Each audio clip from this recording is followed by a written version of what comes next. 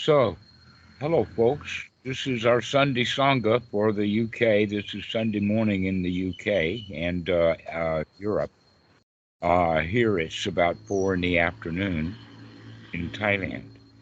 Um, and that uh, I've actually been recommending the book, Laurent, to you and to several others. And in fact, I was hoping that Scott would join us today so that we could talk about the book.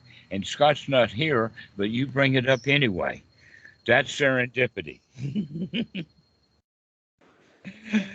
uh, Uh, all right. So, what we're talking about is Ambedkar, who was he was quite well known in India. He was a politician, he was a university professor, and he knew a lot of history.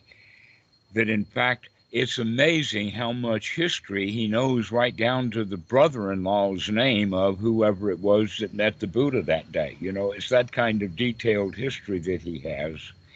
But we also have to understand several things about that book. One was that it was done on his deathbed.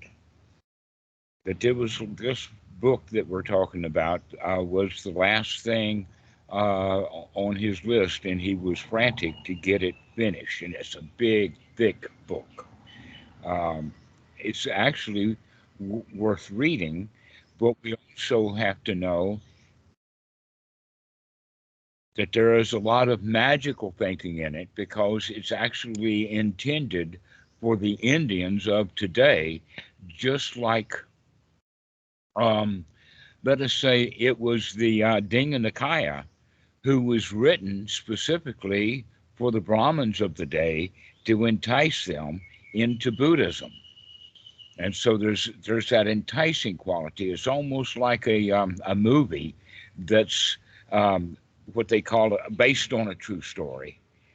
And that entices the audience to believe that what the movie said was actually what happened. Now, when I first read this book, 30 years ago or more, um, I was kind of skeptical at some of the detail, but now that I've reread much of it, I recognize that he's making up stuff on the fly. That a lot of what he's saying actually doesn't correspond to what actually is known. And one of the first examples is that his mother, uh, uh, I forgot, Mahamar something, Maya, uh, she had a dream the night that he was conceived about going up to a two-seat heaven or something and meeting him, and he's saying, "Oh, please, dear lady, I want this to be my last life. Will you consent to be my mother?" And that was a dream that she had, which really upset Dad and got us a lot of stuff going.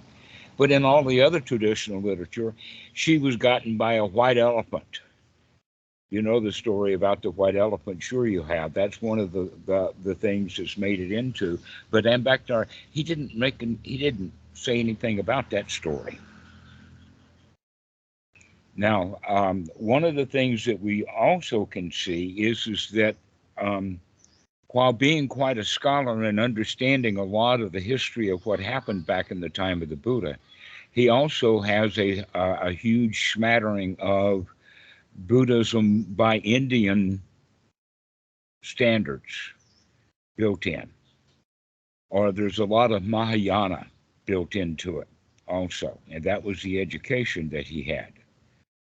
And so you're going to have a lot of the kind of magical thinking, and these 10 paramis or these 10 perfections is part of the Mahayana tradition, not part of the suttas per se.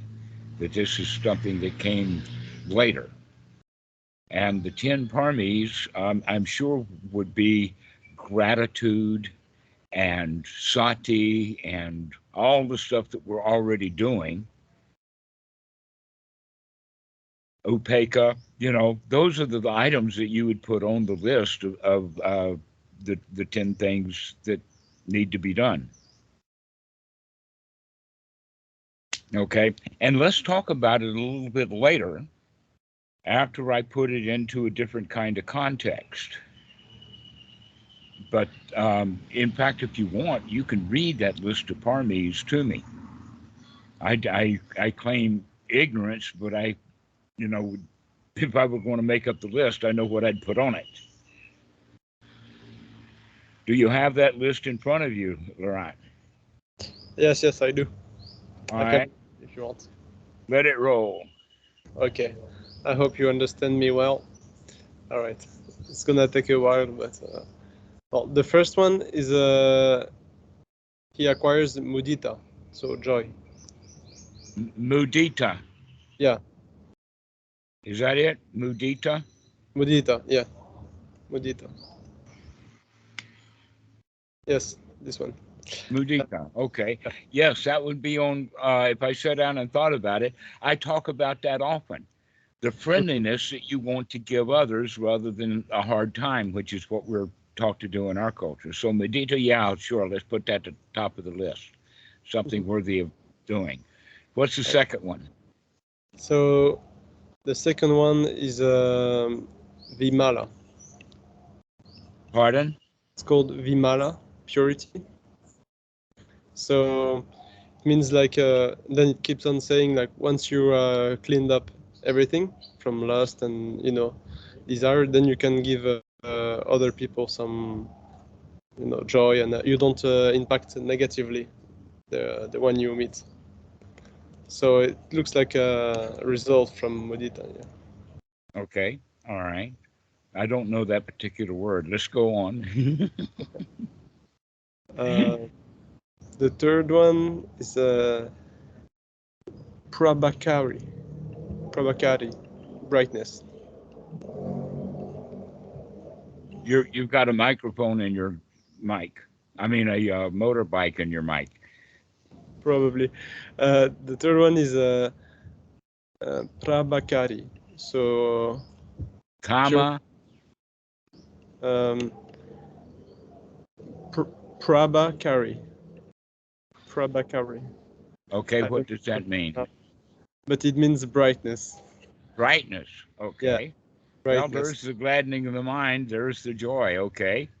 So you can see that this list has got the kind of stuff that we're working on anyway. Yeah, it looks very similar to what we practice, but I'd never heard you talk about it in this way. So I mean, using the term paramis. Well, actually, what the Theravadas would do, they would take 4 of these and 4 of those and add them together. Now we got 8 and 4 of them things over there, and we got 12, and then we add those 10 things, and we've got 22, and then they wind up with 37. But you know exactly where that stuff breaks down to, and it's just a memory aid. Yeah. So where in the Mahayana they have it a little bit more jumbled up. Okay. So, I have kind of a surprise for you. It's actually out of the introduction to this book that we're talking about from Ambedkar. And if you don't mind, I'll bring it up.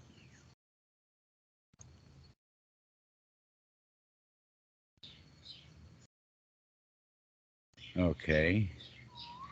And if you don't mind, I'll read it to you, but listen carefully and closely because I want to make it as an open discussion. Okay. So here we start off. Anyone who is not a Buddhist finds it extremely difficult to present the life and teaching of the Buddha in a manner which would make it a consistent whole. Depending upon the Nikayas, not only presentation of a consistent story of the life of the Buddha becomes a difficult thing, and the presentation of some of its teachings becomes much more so. Indeed, it would not be an exaggeration to say that all of the founders of religions in the world, the presentation of the life and the teachings of the founder of the Buddhism presents a problem which is quite puzzling, if not baffling. It is not necessary that these problems should be solved and the path for the understanding of Buddhism be made clear. It is not time that those who are Buddhists should take up this. It is not time that those who are Buddhists should take up these problems, at least in the general discussion, and throw what light they can on these problems. I think that there's an error in there. I think he's saying that it is time that those who are Buddhists should take up these problems, at least in the general discussion, and throw what light there is on these problems. With a view to raise a discussion on these problems, I propose to set them out here. The first problem relates to the main event in the life of the Buddha, namely his Parijrava, why the Buddha would take Parijrava. The traditional answer is he took Parijrava because he saw a dead person, a sick person, an old person, and in fact, in the story that I know of that's in the Digha Nikaya, he also saw a monk. This answer is absurd on the face of it, so says Ambedkar. The Buddha took Parijrava at the age of 29. He took Parijrava as the result of 3 sights. How is that he did not see these 3 sights before earlier? These are common events occurring hundreds, and the Buddha could not have failed to come across these things earlier. It is impossible to accept the traditional explanation that this was the first time he saw them. The explanation is not plausible and does not appeal to reason. But if this is not the answer to the question, what is the real question? Or the real answer to the question, why did the Buddha take Parijrava? So,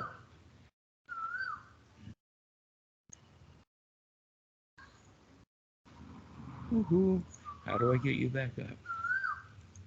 All right, now we're here. Okay.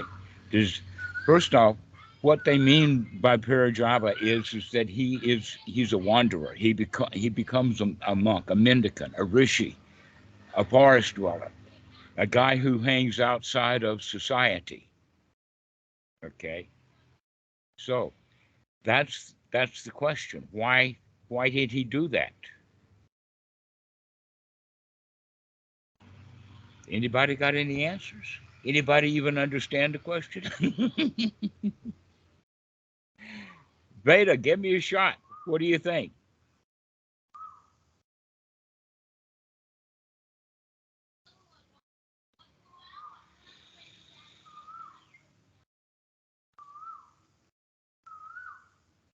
Sorry, did you were talking to me?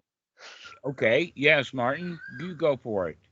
I'm not sure, but I read also that you've got a kind of you know, when he is with his father, the king, and it's the day of the kind of a big fest, and it's the first day of the harvest, I think, and he see the men working in the field, and he saw the bird eating the worm, and it's too much for him, and so he sat down under a rose tree, I think, and maybe that's the first time he thought about this. Sorry, I'm not sure I'm clear. Okay. Does anybody else have an answer? Lauren, do you have anything? Well, he was probably, I think, fed up with with his situation, and maybe he couldn't get any satisfaction, so he decided to look for it outside of his usual world, I think. Yeah. Okay. Kat, go ahead. Yeah, I think this is after he went out of his palace or whatever, and he saw someone really old, someone dying or something, and someone really sick. So this Yeah, is we like, just read that. Uh-huh. Right. so this Yeah. And that's absurd on its face. Even the answer that Veda gave is still absurd. That his dad kept him in seclusion so he wouldn't go out to see an old man, a sick person. Why would the dad do that? What was the motivation behind that? If it were true, it still goes back to the point. All right. So, anybody else got any question before I give it away?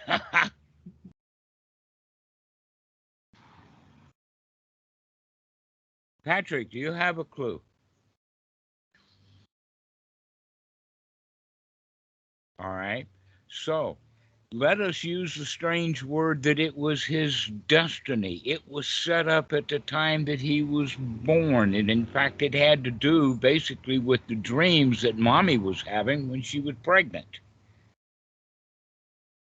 That and the big ego of a daddy who was really powerful and strong and had a lot of money and lots of houses and stuff like that, as well as being the head of the Sakyan clan at the time. So, um, he butters up all the Brahmins in the neighborhood and brings them into a feast, and then presents them with the question, "What's this kid going to do?"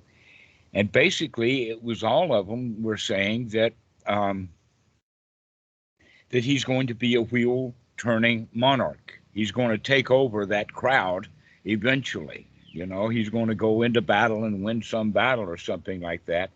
And the only option that he would have would be that he would become a Buddha or something like that, according to whatever traditional systems of that they had. So that was the question, and the answer to that they understood was is that so long as he lives in the palace with his father and stays among them, then he will become that wheel turning monarch. And if he leaves home and becomes a mendicant, then he will return also a wheel turning monarch in the sense of the best dude who got it. His trip into the forest was worthwhile for many people. Okay, so that's the answer to the question. That when in fact what happened did happen, he had no choice. His fate, his destiny was already set up for that, and then in fact many of the ways that he handled the the community, the Sangha of the Sakyans, almost he set that up intentionally. He had no other choice. And yet we can see that in retrospect. And we all do that. That in fact, we make decisions and choices that we set up to make. That we have competitions with people and we set up the criteria about how we're going to set it up so that whether we win or lose. But whether we win or lose is ordained by the rules that we play by in the game that we made up. That's the interesting part. Okay. So, in that regard, it was the Buddha's destiny to go out and become a Buddha. He was set up from childhood that way. Just like each one of you were kind of set up with the kind of destiny that you wound up having.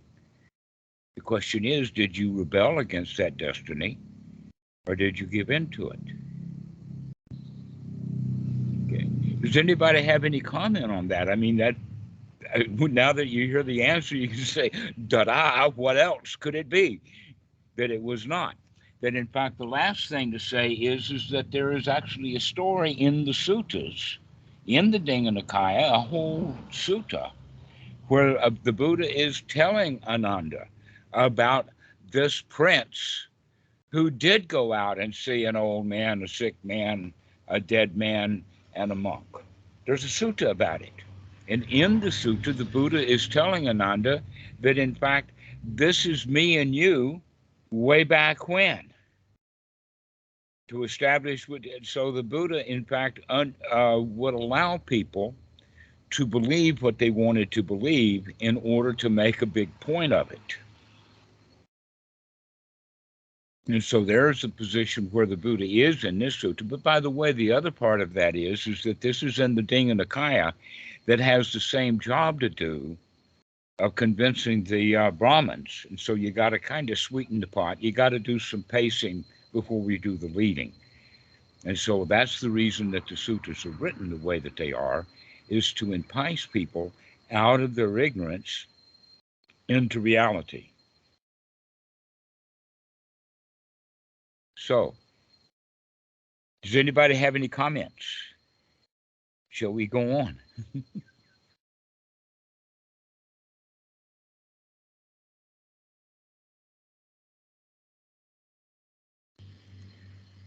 Okay. Here's the second problem. The second problem is created by the four Aryan truths, the Four Noble Truths. Do they form part of his original teaching of the Buddha? This formula cuts at the root of Buddhism. If life is sorrow, death is sorrow, and rebirth is sorrow, then there is an end to everything. Neither religion nor philosophy can help a man to achieve happiness in the world. If there is no escape from sorrow, then what can religion do? What can Buddha do to relieve man from sorrow, which is ever there in birth itself? The four Aryan truths are a great stumbling block in the way of non-Buddhists accepting the gospel of Buddhism. For the four Aryan truths deny hope to man. The four Aryan truths make a gospel of the Buddha a gospel of pessimism. Do they form part of the original gospel, or do they a later assertion, or is this a later assertion made by monks? Okay, so is this the original teaching of the Buddha, or what? Pop quiz time.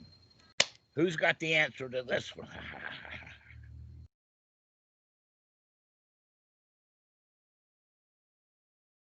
Cap, you have a stab at it? I think Buddha in the fourth noble truth gave a path to end it all. So I don't think that. Absolutely, absolutely. This is just dead meat on his face, isn't it? The path to the end of suffering. And where the original question falters is when it makes the statement, life is sorrow. How many of you have ever heard that? Life is itself is suffering.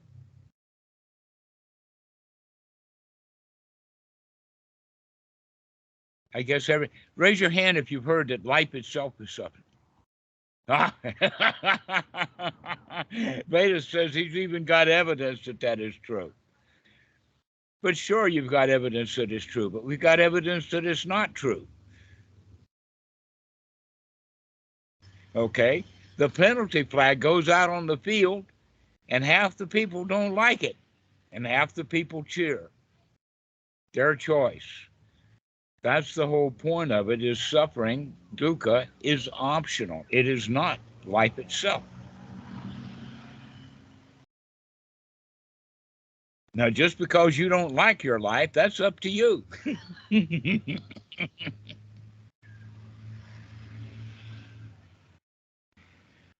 But it's not a guarantee. That's the whole point of the teaching of the Buddha, that it's not a guarantee. Semantics. Actually, though, it's quite confusing for many people when they hear about Buddhism. And they don't see that it is, in fact, it's the path out. But we have to point out the hell to get their attention so that they'll know how to avoid it. If you can't see it coming, then you can't avoid it. This is the whole point about the teaching of that there is dukkha. Because if we denied that dukkha existed, then where do we go from there? There's no place to go. In fact, we're just stuck with whatever we've got by labeling it not dukkha, where in fact, by having a clear, definite definition of what is dukkha, Ah, exactly. Exactly. It's resistance. That when something happens and we don't like it, we resist it, and that's the dukkha. If something happens and we don't care, then there's nobody there to care. And that's the part that's built into the quality of the second noble truth, that when we understand that there is a creation of dukkha, and guess who does that? The big old me inside, the one who is ignorant about what we should want. And so we want things that we can't have, and then we cry like a baby. And then we say, life sucks. Where in fact it's not life that sucks, it's me who is alive doing the sucking. If we stop sucking, life doesn't suck.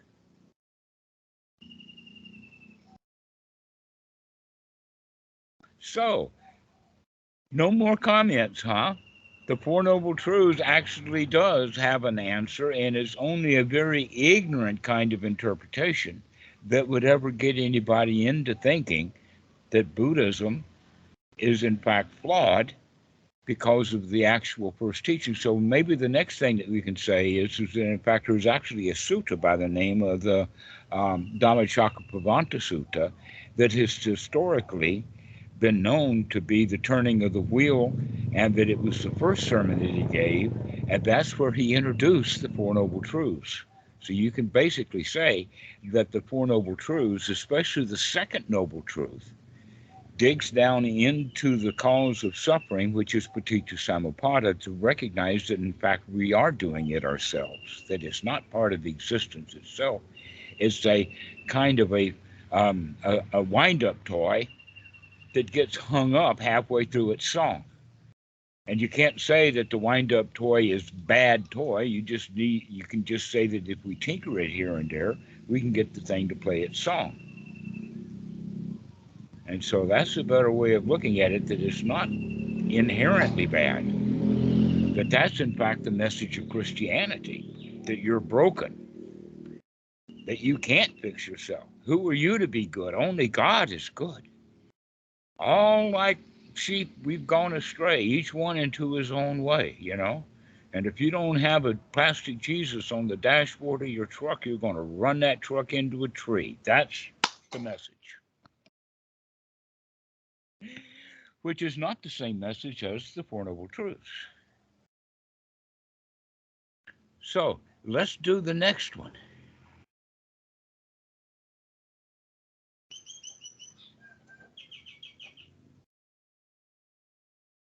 The third problem relates to the doctrine of soul, of karma, and rebirth. If the Buddha denied the existence of the soul, but then he also said to have affirmed the doctrine of karma and rebirth. Now that's the question: did he affirm it or did he use it as a tool? At once a question arises: if there is no soul, how can there be karma? If there is no soul, how can there be rebirth? These are baffling questions. In what sense did the Buddha use the word karma and rebirth? Did he use them in a different sense than the in sense in which they were used by the Brahmins of his day? If so, in what sense? Did he use these things in the sense at which the Brahmins use them? I don't think so. If so, is there not a terrible contradiction between the denial of the soul and the affirmation of karma and rebirth? This contradiction needs to be resolved.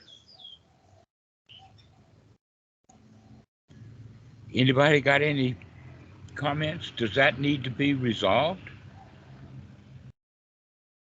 Does the Buddha teach on one hand that there's a soul and on another hand there is karma? And how can that be a contradiction?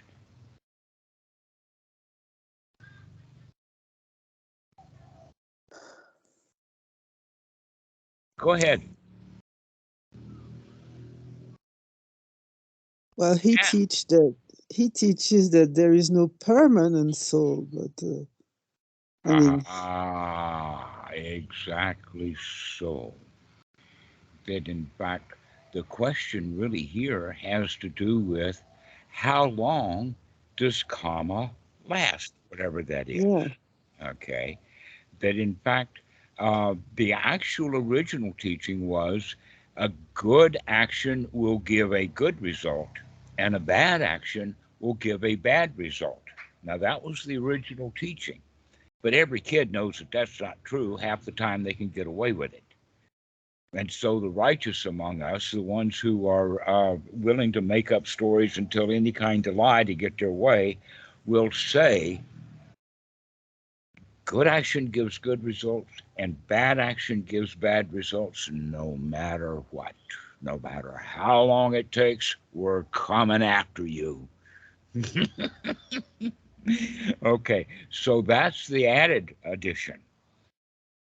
Because in fact, new circumstances and new actions and new karmas almost always interfere with whatever direction the original action was going to take. A strong wind will move an arrow out of its place so that the king survives instead of dies, or vice versa. So things are really, really complicated like that. And that's why the Buddha gave the third law of karma. And the third law of karma is that there is both bright and dark action that gives both bright and dark results. What that means is basically that there is no pure good action that's going to stay good no matter what, because there's too much wind in the air and there's too much happening, and that every karma, every action winds up being diverted, mixed, turned around, or whatever like that, and it often requires at the other end some help. An example is like that is that somebody thinks that they know who you are, and so they hurl an insult at you. But if you've changed in the past 10 seconds, then you'll let that insult just slip right by. But if you say, oh no, that's me he's insulting, and you stand up and become the target, then who got shot with an arrow? Is he the cause of his own arrow? Is it his fault that he got shot with the arrow because he made himself the target? So, if that's the case, then the making oneself a target is a new action that actually has a quality of affecting the action of the arrow that got shot. And so the newest action is the one that's, on the platter. This is why the Buddha, in at least several suttas, number 12 in the Majjhima Nikaya, in the lion's roar, he says, in fact, one of the